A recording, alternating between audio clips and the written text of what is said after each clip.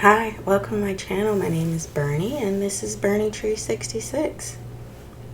So, how do you know if someone is worth saving, if the relationship is worth saving, if the job is worth staying in? Because let me tell you, as a person who's taught special ed and all kinds of children for over 20 years, there are some people that are never, let me say this again, they are never ever going to get it. They can't get it. Even if they tried, even if they wanted to, they can't. So, you gonna keep staying there? Getting the shit kicked out of you every day, or are you gonna move on? Because, hey, it's the holidays. It's a great time to get rid of people. I don't mind. I got rid of a friendship / whatever of 8 years recently. It was great. Blocking that number was so healing for me. It is the best thing you can do. It's to take yourself out of toxic situations because a person is not going to change. So how do you know if this relationship is worth saving? Well, here are some tips. So here are the points that I want to make about whether or not it's worth saving this relationship. Is it worth saving? Do you need to stay? So, do they want to change? You've expressed to them like, hey, the way you're treating me is not on. Do they want to change? Do they want to fix it? Or are they like, oh my God, I had no idea that that was making you feel that way? Yes, of course I'll stop doing that. So maybe for a small percentage of people that would work. It certainly worked with me because I don't want to hurt people. But some people do. Some people are just pieces of shit. And so they've hidden themselves away from you because they know what they are. They've known it from a very young age that they were just no goddamn good. And they presented a certain image to you that they thought you'd like. They kind of intuitively figured that you wouldn't like a piece of shit person. So they're like, I will pretend to not be a piece of shit. So when you do say, hey, I need you to change, like I say, they might not be able to. It's just not in them. But they'll be like, all right, well, I guess I'll go to marriage counseling with you. They go in there and they're like fucking around on their phone, not participating because they don't want to change. That's just you wanting them to change. Now, if they said, I'm going to go to individual counseling and figure this shit out.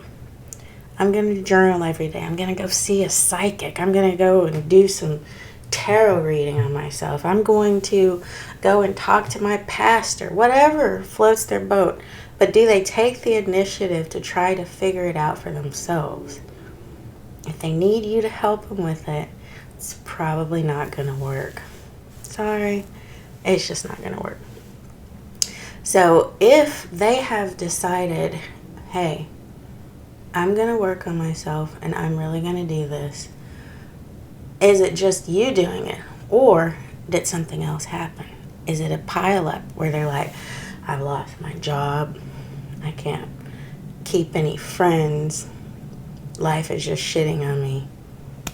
That is probably going to be more of a lasting change than if you are involved in it.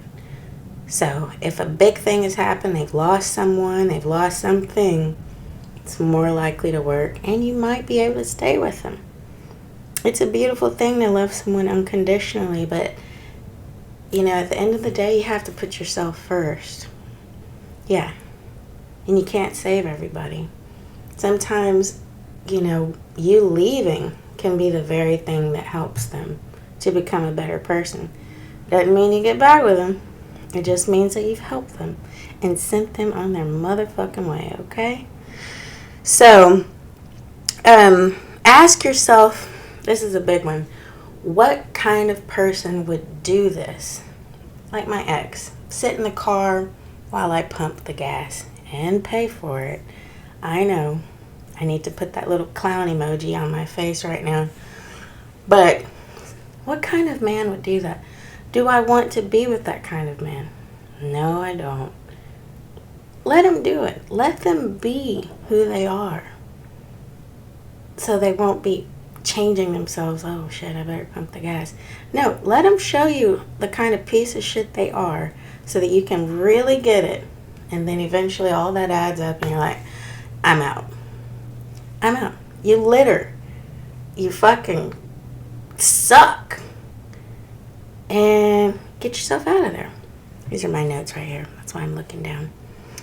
So, like another ex I had, I've attracted a lot of toxic exes because I'm an empath and I attract narcissists. He sold the car I had so that I just had to use his car. And then, so I was like, well, I'm going to leave. I'm out of here. And he's like, with what? What car? Oh, you're going to leave in your car? Oh, wait, my car? So, do you want to be with somebody that could do that? If he kicks a puppy, you going to take him back? Do you want to be with the puppy kicker? No.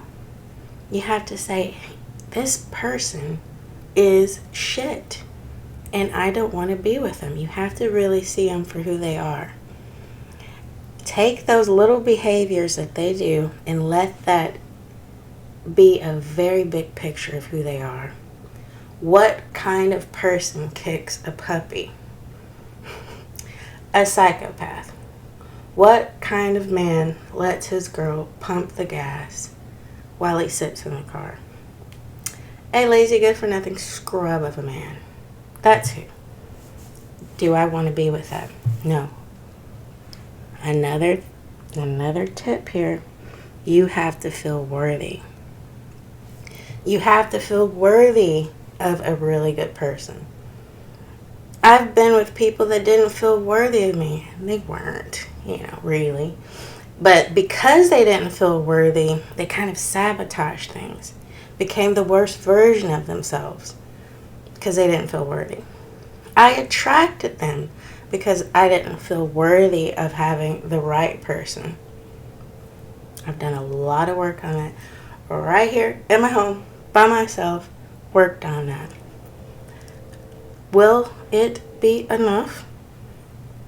Will the next person be, the right fit? Who knows?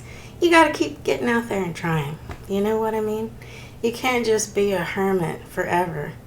How will you know if you've actually worked through that shit? You have to keep getting out there. What am I attracting? What type of people am I bringing in? Am I getting better? Am I really getting better? It takes a lot of work to get to know yourself. It takes a lot of work to change. And that's why I'm saying most people don't do that work. Most people aren't going to figure it out in this lifetime. You can spend 20 years with the motherfucker. 20 years, 30 years, your whole life. You could die with somebody who doesn't even like you, probably hates you. You have to feel worthy.